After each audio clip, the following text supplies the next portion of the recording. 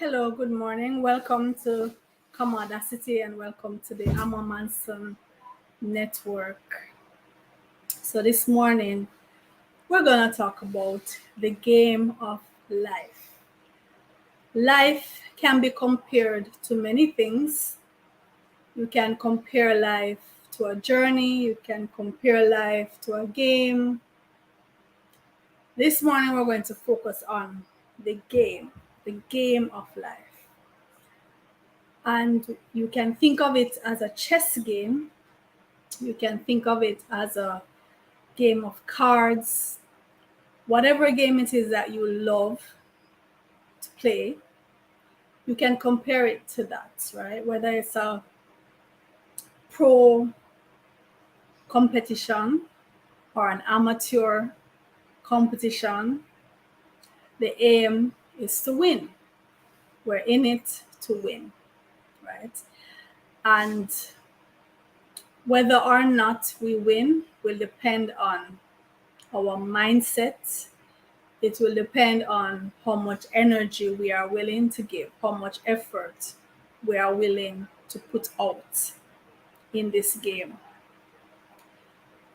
In the game of life, we either do one of the three C's. Some of us cop out,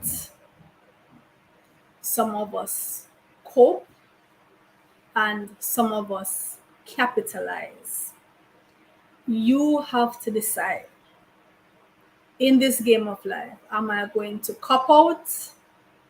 Am I going to try to cope with what I've been dealt, the situation I was born in, where I find myself in?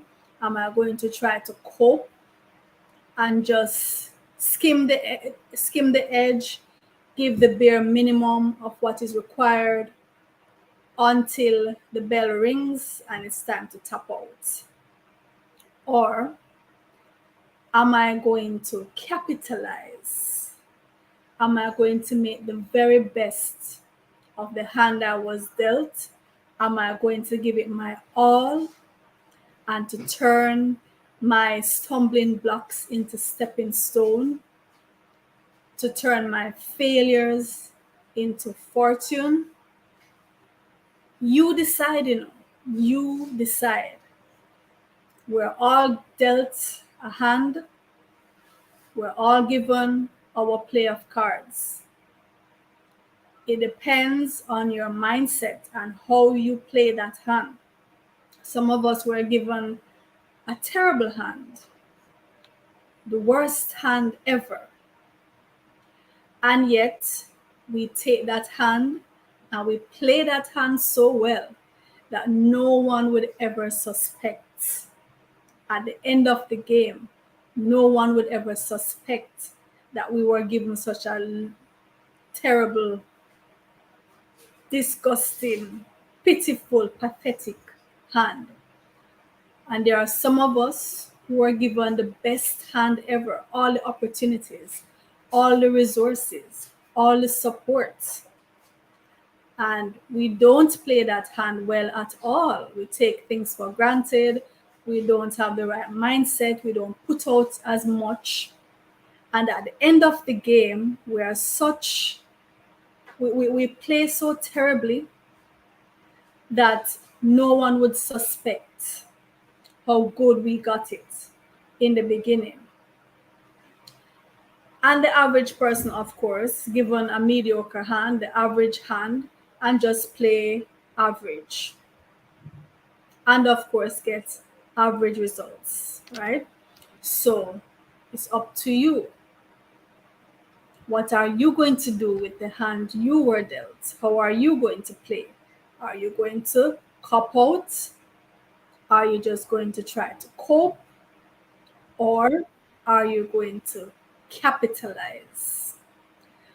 To begin, I'm going to read from one of my books, The Student's Master Plan, Hardcore Rules for a Lifetime of Success. And this chapter is about playing the hand you were dealt. The title of the chapter is The Odds Don't Mean a Thing when you desire to do. The odds don't mean a thing when you desire to do. This is a quote from Dr. Yosef Ben Yochanan, great Egyptologist, historian, professor. And the passage goes, "What are the odds of an inch-long scarab beetle?" That's it. The scarab beetle was a sacred beetle in ancient Egypt. And when I grew up here in Jamaica, I used to see the scarab beetle. In Jamaica, we call it the doodlebug. The doodlebug, right? So, what are the odds of an inch-long scarab beetle rolling a 5-inch diameter mass of dung across a yard so her babies can eat? The odds are slim. Good thing she doesn't know it or doesn't care. If size and weight were the only criteria, the odds would be very much against her. But factor in determination, focus, and confidence, plus the natural instinct to feed her offspring. And the scarab beetle accomplishes this feat countless times throughout her life, like it's nothing. The odds don't mean a thing when you desire to do. The odds mean as much as you make them mean. Don't focus on the odds. Focus on the evens. I will succeed even if I have to try a dozen times. I will turn up for class even if it rains, even if I'm hungry, even if I only have money for fares. I will excel in my exams, even if I have hardly any social life for the time being. I will stand by my principles and maintain my integrity, even if I am the only one on my side. The odds mean nothing. The evens mean everything. We are each dealt a hand of cards, the luck of the draw. Play the hand you were dealt. It may not be the best hand. It may, in fact, be a horrible, rotten, no good hand, the worst hand ever. But if you play your cards right, you can still win and do so even more triumphantly. Play the hand you were dealt. Let your skill shine through. Show them exactly what you are made of.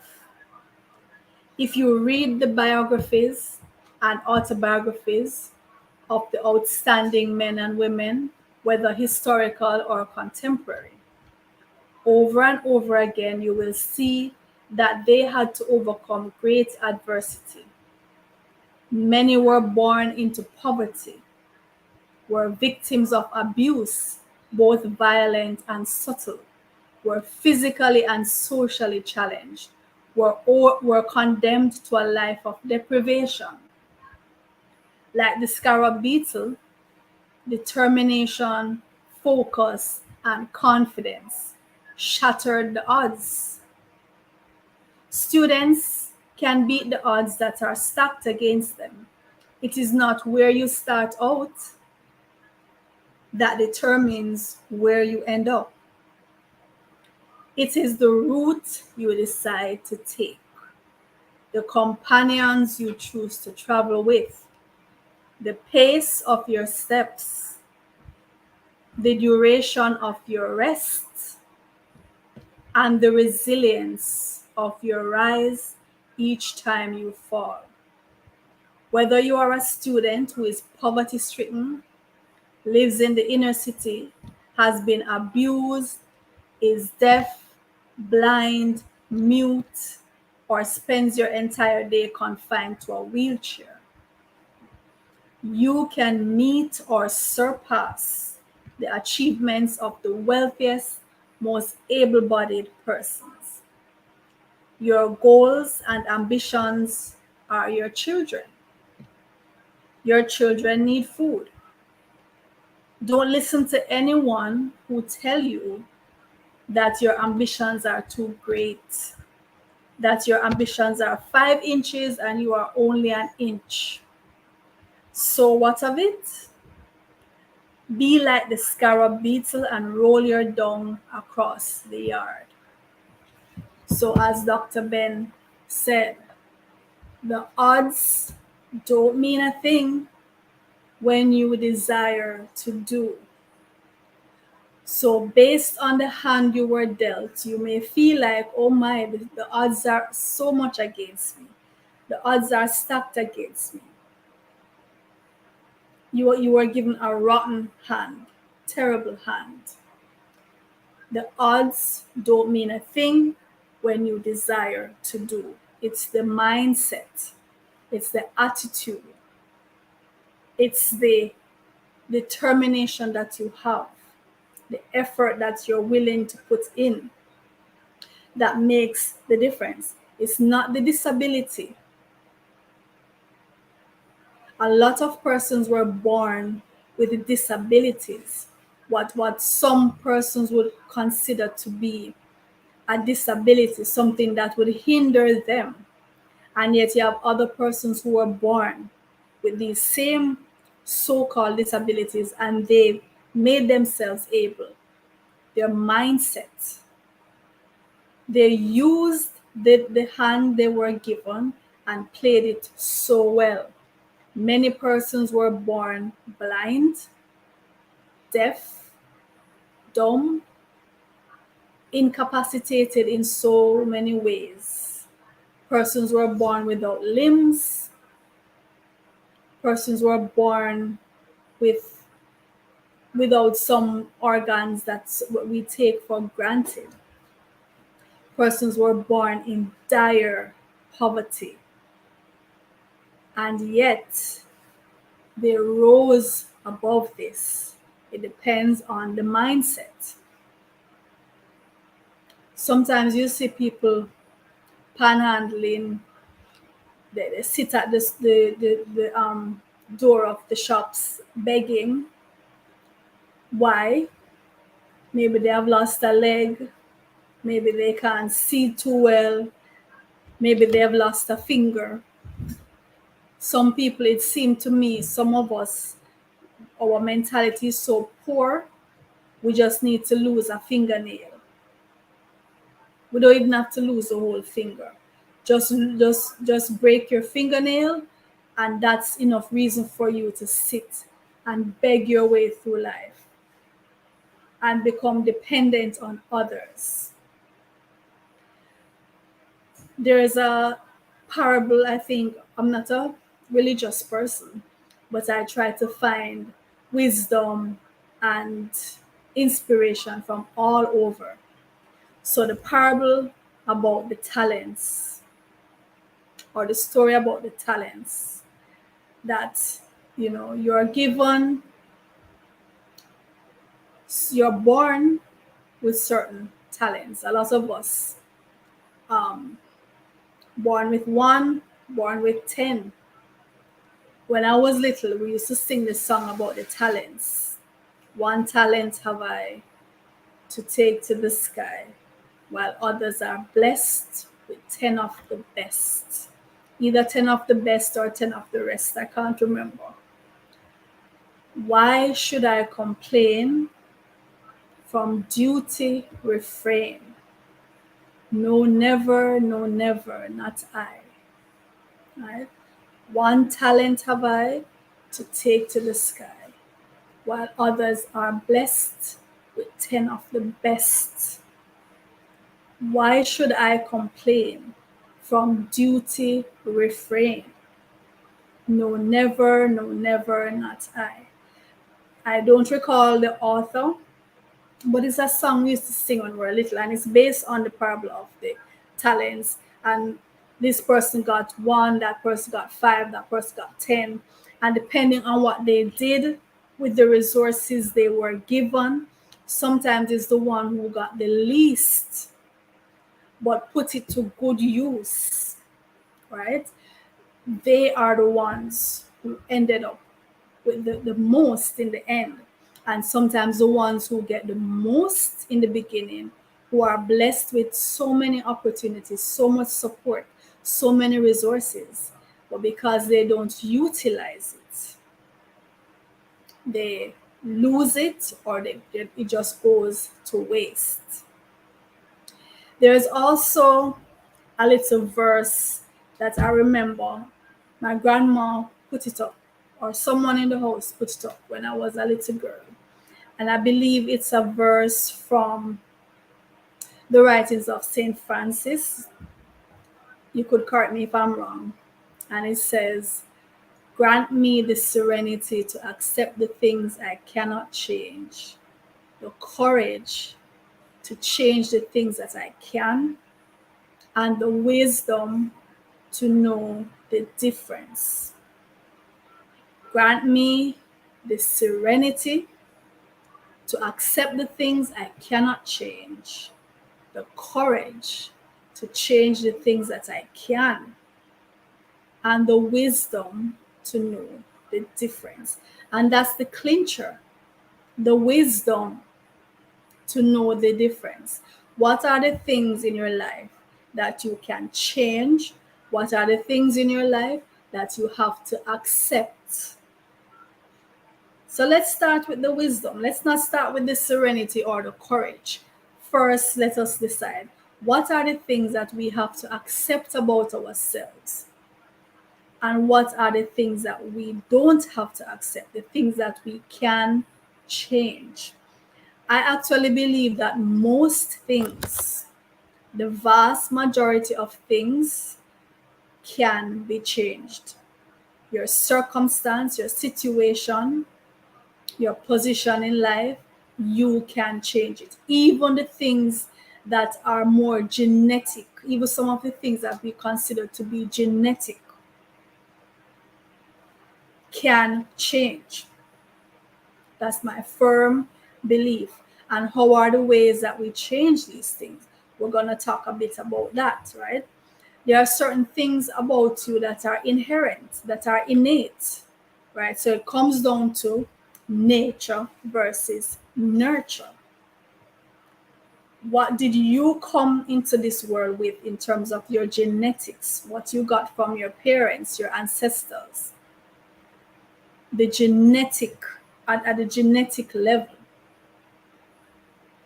Sometimes even the so-called diseases that we tell ourselves, they run in the family. They can run out of the family. They can run out of the family through you, because if you change the patterns that the family has been following, the diet patterns, the mindset patterns. Good morning, Leighton. How are you doing? Welcome to the discussion, right? You can change your diet, and certain diseases that were said to run in your family, it can run out of the family through your gate.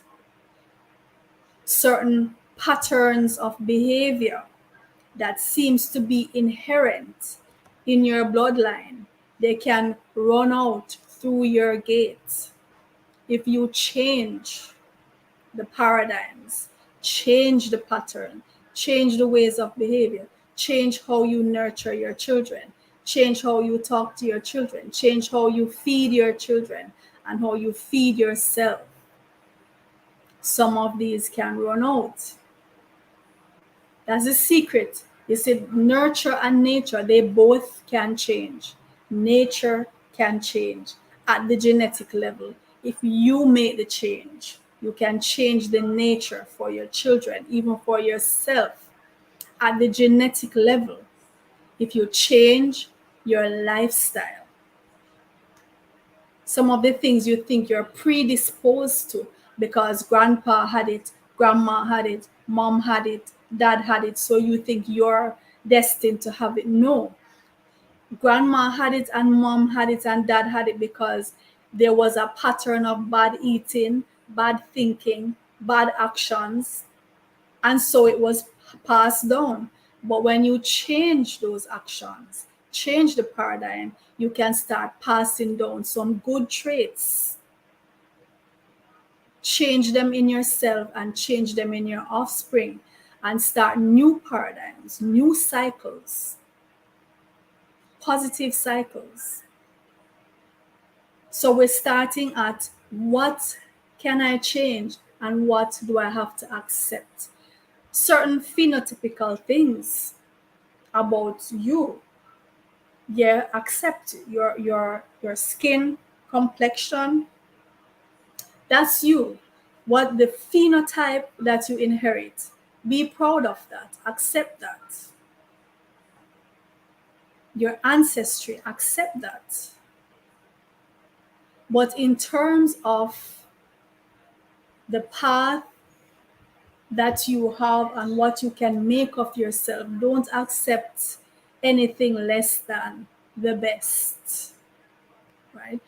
It depends on how you look at life, because some of us feel that life is preordained, it's predestined, and it really makes no sense to try to go against the grain in terms of where your path seems to be headed, or where your parents told you this is what you should become, this is what you should do, this is the religion you should have, this is what you should eat, this is the political party that the family supports, and so you must do that. Some people fall into that. They really do believe in predestination. Some people believe in choice. Some people believe we choose our destinies. Some people want to be independent agents in their lives. So it depends on you, the wisdom to know the difference. That's gonna depend on you, right? So then we get to the serenity to accept. So when you decide, okay, these are the things I cannot change about me, these are the things I can and should want to change about me, then you accept. Accept. I was born female, I accept that.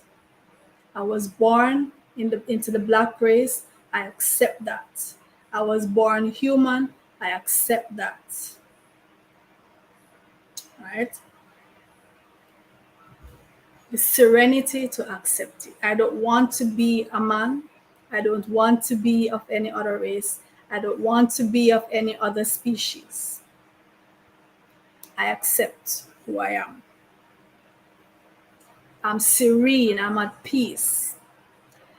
And I accept that my life, whether sometimes I think of it as a journey, my path, my journey, my life, my choices. And I want to be an independent thinker. I want to be hands-on in determining where my life goes, how high I climb. I must be the main, if not the only one, who decides how high I will climb, how far I will go. And when I know I've put out my best, when I know that I've made the right decisions based on the information that I had at the time, and when I'm given new information, I adjust to suit that new information. I'm happy within myself that I have done my best. At the end of each day, I can sleep soundly, knowing that I've done my best.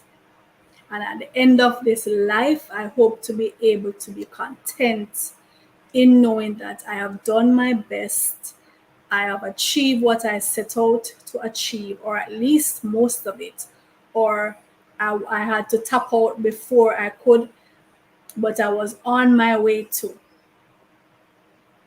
right? Straight up to the moment where I breathe my last breath.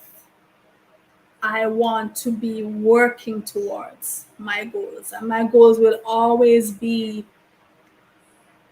added on. I'm always going to be propelling myself into the future, because that's the only way you're going to get there, is if you vision yourself there, if you propel yourself there. That's the only way. Throw yourself into the future and your body will follow. Cast your mind into the future and your body will follow. The courage to change the things that I can. The courage to change the things that I can. You can change your health. You can change the prognosis of any diagnosis that you've been given if you have the courage to change your diet, change your mindset, becoming more affirmative, changing your lifestyle. Have the courage to do that. It takes discipline, it takes dedication. You have to stay motivated, maybe even get someone who you know will keep you motivated. You have to change your friends sometimes. Sometimes you even have to separate yourself from family if they're a bad influence. You have to have the courage to do these things. You have to have the courage to walk away from a career that is not serving you, a career where you're not happy, a career that might have been chosen for you, but in which you are not happy, you are not fulfilled, you're not contented, you're not living your passion. You have to have the courage at 40 years old, at 50 years old, at 60 years old to change your career. You have to have the courage to leave a relationship, to leave a marriage that is no longer working. You're not happy. You have to have the courage to leave. Courage to change the things that I can. If you were born with a disability, there are many ways that you can enhance that disability. There are special schools that teach Braille, for example, to persons who are visually impaired. There are hearing devices. There are prosthetics that can enhance your movement. There's surgery. If you are unable to conceive, there are so many procedures that could help for you to conceive. There's technology there. We live in an age where technology is so advanced. If you were born without limbs, you can have limbs. You were born without ears, you can have ears. The technology is there. You don't need to limit yourself to the disability that birth gave to you. That's nature. But you can go against nature in that sense. You can add to what you were given. It's humanity helping humanity, because it's the same human brains, the same human minds that devised this technology that can help other members of humanity who were born at a disadvantage. But you can turn that disadvantage into an advantage. We know many motivational speakers who are at the top of their game. Some of them have no limbs, some can't see. Many scientists and persons who in different careers have so-called disabilities, but they did not allow that to hinder them. They did not allow it to stop them from achieving what they want to achieve. It depends on your mindset. You have to affirm, you have to be willing to give the discipline that it requires. You might have to put out more effort in certain areas because you were born with a deficit. Put out more effort in that area. Sometimes you have to run twice as fast just to stay where you are, just to keep up with the race. You might have to run twice as fast because of a deficit you were born with, because that's the hand you were dealt, but it doesn't mean that's where you have to stay. You can educate yourself, train yourself, get training from others, collaborate with others. You have no right hand, let someone else be your right hand. You can earn, you can live a fulfilling life. You don't have to go around on your butt, sliding from door to door with your hand outstretched, waiting for somebody to give you arms. You don't. You don't have to go about complaining of that's the hand I was dealt. It was unfair. Poor me. Why was I so unfortunate and everybody else got this and this person was born in such a nice home with such lovely parents. Don't go about complaining. Remember I said the 3 C's. Are you gonna cop out? Are you going to just cope? Or are you going to capitalize? I'm all for capitalizing. You might go to a place and you see this person. Well, where I live, you have a lot of blind. I can think of 3 blind men. These men are in their 40s, 50s.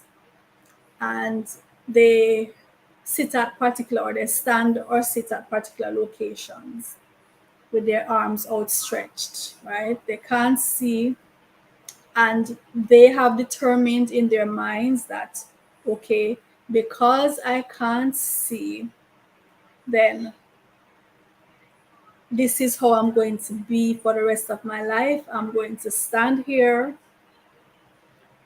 with my hand out, waiting for persons to donate. That is how I'm going to earn. I can think of so many persons who are visually impaired, who are at the top of their game. Stevie Wonder was visually impaired. Ray Charles was visually impaired.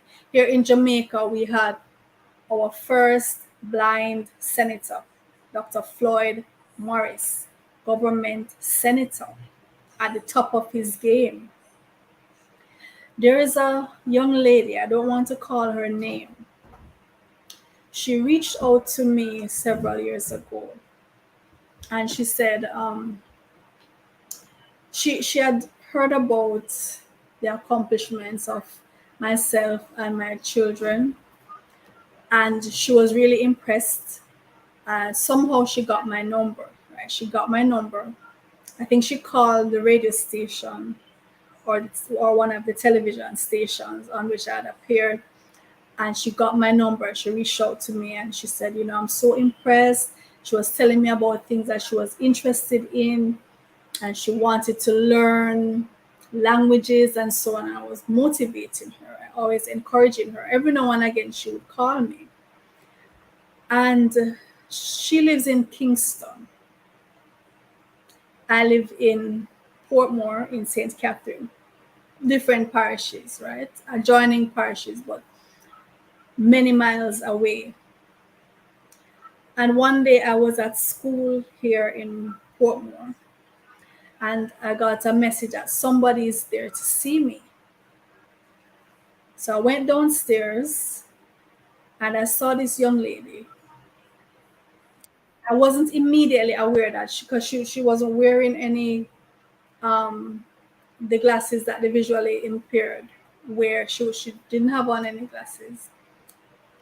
Um, I wasn't immediately conscious that this person could not see. So she introduced herself and she said, "You know, I'm so and so. I'm the one who's always calling you." And I was so, I'm saying, "You're that person? So how did you find me?" That's when I got to realize that it's her, right? She's the one who used to call me. And I was saying, "But she's visually impaired." That's what I'm saying in my head. How did you find me? Because I've never even given her my address. What this young lady did, and she's at the time she was in her early 20s. She took the bus from Kingston. She took the public transportation from Kingston, and she just asked. She went to the bus stop. She told the people where she wanted to go, and somebody. She just figured that somebody would know about me and my school. It turned out that she took the wrong bus. When she went on that bus and she was explaining to everybody on the bus where she wanted to go, and someone told her, "No, you're on the wrong." They know of the school, you're on the wrong bus, and they went on the right bus with her and brought her to the pathway and directed her, and she found her way to me. This lady cannot see. She cannot see. She found her way to me, and we had a long talk. You know, next thing I knew, next thing I heard from her, she had entered the national festival queen competition. I think she placed second. National festival queen competition. This young lady had entered. She's such an inspiration to me because I know that a lot of persons having lost their vision, because she wasn't born blind. She lost her sight when she was a young child from disease. A lot of persons would have just accepted, okay, that's it for me. I'm just going to try to cope. I'm just going to try to cope with the situation. I'm not going to aspire to be anything here. This lady is talking about going into coding and crypto, and she's just, there's no limit in her mind as to what she can achieve. When you set no limits on yourself, the disability doesn't matter. You find a way to make it an ability. You bypass the disability. She didn't tell herself, "Oh, I'm blind, so I can't find this lady who I want to find." She found her way to me. "Oh, I'm blind, I can't enter a beauty competition." She entered and she placed. And she was on doing interviews on the radio, on the television, doing interviews. Don't limit yourself. Don't allow your disability to get the better of you. When I was at high school, one of my best friends, she she was born with um, a condition that made her paralyzed from the waist down. And so she was confined to a wheelchair. So when I got to first form, she was in first form. So throughout my high school years, my classes had to be downstairs because my friend was in a wheelchair. And so we had to facilitate the principal and the teachers had to facilitate that. We didn't have any classes on the higher levels because it would be too difficult to get the wheelchair up and down and up and down, right? So where the other, when we got to fourth form, fifth form, and the other classes were in their high rise classes, we had to be on the ground level. And she was one of my best friends, as I said. I used to wheel her around the place. So whenever we were changing rooms, going to the lab, going to PE, so we had to wheel her back and forth, right? Wheel her back and forth. And she did not allow that to hinder her. The only way it hindered her is that she couldn't get up and move about and play netball and go swimming with us. She was confined to the chair, yes, but her mind was not confined. She was a brilliant student. And yes, some of the other students used to tease her, used to laugh at her. She did not allow that to affect her. She migrated. When we graduated high school. She migrated. She went to the United States, and now she has 2 degrees. She's an attorney at law. She's an attorney at law with 2 degrees. She did not allow that to hinder her. She studied, aced her exams, went to college, and is able to live now, yes, with assisted living, but able to pay her bills, pay her way through life, be an independent woman, having been born without the use of her legs. It all depends on your mindset. It depends on your mindset. It depends on how you play those cards you were given. It depends on whether you go through life complaining, oh my God, look at my hands, look at my hand, and look at that person over there. He seems to have a better hand, and she seems to have been given such a good hand. Look at how she's playing. Look at all the deals she's getting. Look at all some of us do is go through life, complain. Some of us decide we're going to cop out. Whether you some go to the extent where they literally end their life because they can't cope.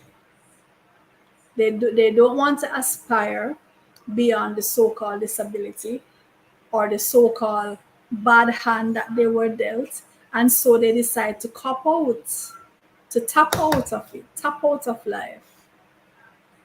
Whatever the reason is, some persons decide this is not for me. I don't want to be here in this game anymore. I'm tapping out. Right? Some persons decide to cope. And by coping, they're just doing the basics. They're just doing what is necessary to stay afloat. They're living hand to mouth. They're just giving minimum effort, just enough to keep the bills paid, just enough to have dinner for tonight, and tomorrow will take care of itself, that kind of thing, right? Just enough effort. They're not even trying to read the game. They're not even trying to figure the game out. They're just doing enough to stay in the game. Is that what you want to be?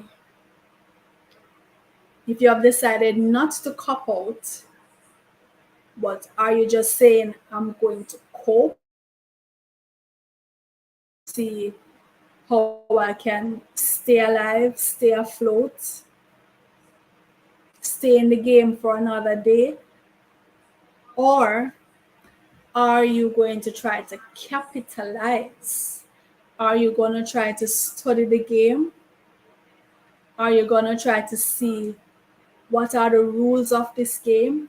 What are the do's and don'ts? How are the other persons playing? You have to study people, you know. You have to study people, and the best players are the ones who are able to predict what the other players are going to do, how they are going to move, and to be able to neutralize or to capitalize on it, on that the play of others. You study the game so well that you are able to read people's intentions. You're able to read the ones who come at you and they're not sincere. You're able to read even if they come trying to appear as if they are sincere. You should be so skilled at this game that you see right through them.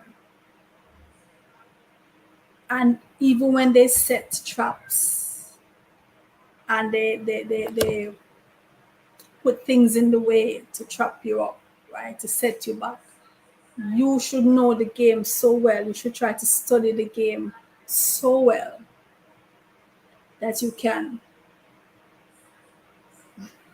avoid some of the traps, step over some of the traps, go around them, and stick to your game plan. Stick to your game plan. Have the discipline that it requires to stay on track, right? Capitalize on it. Sometimes what a lot of people might tell you, oh, this is a disadvantage to you, this is a setback to you. You can turn that into an opportunity. I think of myself as someone who creates opportunities for myself. I'm always looking for opportunities in everything that happens. I'm looking for how can I capitalize on this? Even things that other persons will look at you and say, this is a disadvantage. No, it's not. I don't see it as a disadvantage. In fact, I see it as a great opportunity. And when you stumble, as we all stumble along the way, turn those stumbling blocks into stepping stones. Turn your stumbling blocks into stepping stone. You can stumble on them, you can fall, yeah, you trip, you fall, get up, sit on the stones a little bit, rest, dust yourself off, and line those stones up and step on them, step over them. Continue on your path. Play the game. Don't tap out until there's nothing left. Don't tap out. No matter how old you are, if you're 60, 70, you can start over again with all the wisdom that you've gained, all the lessons learned. You've accumulated so much knowledge. You can impart this. You can change your career. You can start a new career even after retiring. I'm not so keen on this retirement thing because I think of it as, you're just going to park up somewhere, and after that, inertia sets in. You start to atrophy because you're not using those muscles. I don't see myself as retiring from anything ever. Or let me take that back. You might retire from a particular thing, but then I'm always going to be having new things. new passions that I'm exploring, new ways of contributing to humanity. Life for me will always be exciting.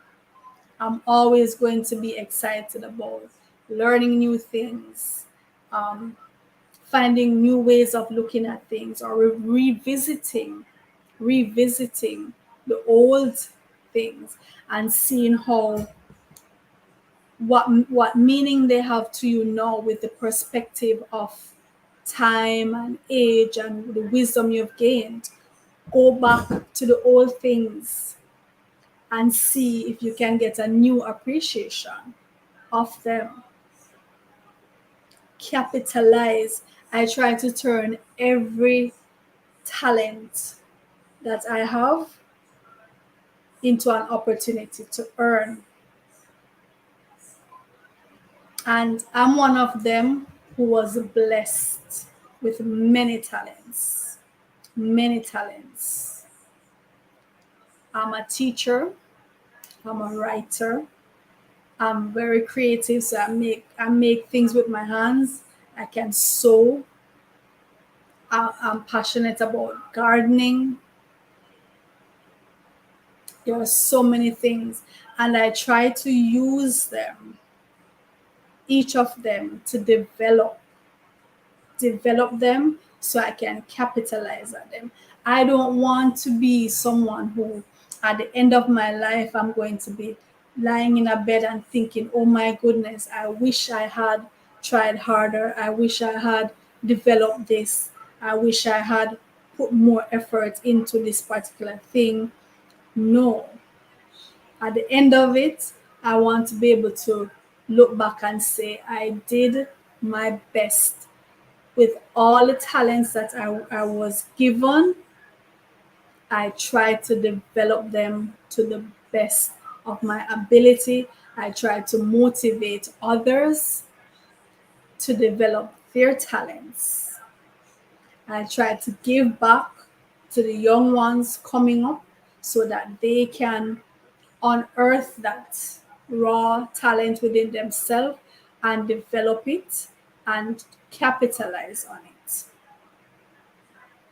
This world will always be exciting to me. This life will always be exciting, in spite of all the doomsday predictions, all the negativity that the naysayers love to throw at you, and this is going to happen and we're going to. No. If that comes, I'm not saying it isn't possible for this doomsday to come. But the way I think of it, if that doomsday comes and one person survives, that one person is going to be me. If 10 people survive, I'm going to be one of the 10 who survives. That's how I think of it. Whatever catastrophe is predicted to happen, I think of myself as not succumbing to it, but being one of the survivors, one of those who rise above, one of those who is able to even capitalize on the doomsday and rise from the ash like the phoenix. That is how I think of myself. I don't think of myself as ever being trampled and overcome by all the terrible things that are predicted to become of this earth. I know that as a species, we don't always make the best decisions. And I see where, as a species, we will suffer the consequences of those poor decisions that we make. But I also know that when species go extinct or near extinct, there are always one and two who survive to carry on. I'm going to be that one or among those few. You have to think like that. You have to propel yourself into the future and beyond all the negativity that is predicted. If you allow yourself to succumb to that negative way of thinking, all you're ever going to do in life is to cope and keep coping until it's time for you to tap out. You have to have the mindset that no matter what is happening around you, you are going to capitalize. No matter what the economy is going through, no matter what um, crisis is happening, you are going to be one of the ones who capitalize on it. You will be the exception. That's how I think of myself. And that's how I encourage you to think of yourself. We're all dealt a hand of cards. We're all dealt a hand of cards. It all depends on how you play the hand that you are dealt. Don't complain about this hand was terrible, this hand was good. Just do the best that you can.